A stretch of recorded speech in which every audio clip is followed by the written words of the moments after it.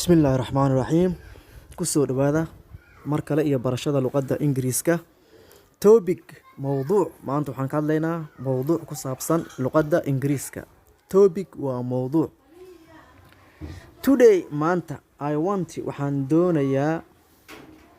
to talk about إنان كهدلو English language لغة إنجليزكا as everybody سيدا قف وليبا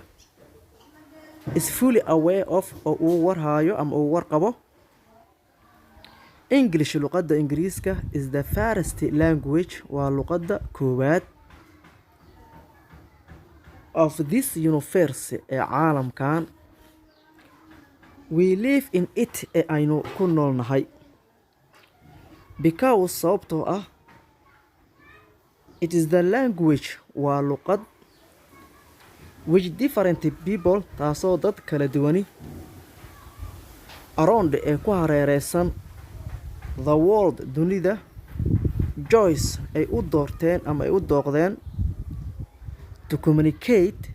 inay ku xiriiraan when you know English marka aad taqaano ama aad garanayso luqadda Ingiriiska you have access waxaad haysataa fursad to contact aad kula xiriirto with different nationalities wadamo kala duwan English luqadda Ingiriiska is the language waa luqad that is used taasoo loo adeegsado to teach in lagu baro scientific subjects maadooyin cilmiyeed computer technology aaladda casriga ah ee computerka health caafimaadka and so on iyo wixii la mid ah English luqadda Ingiriiska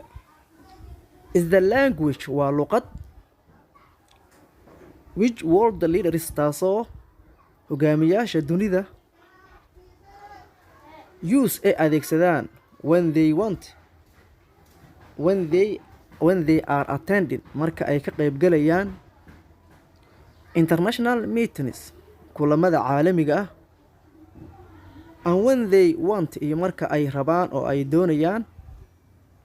to hold inay qabtaan press conferences shirar jaraa'id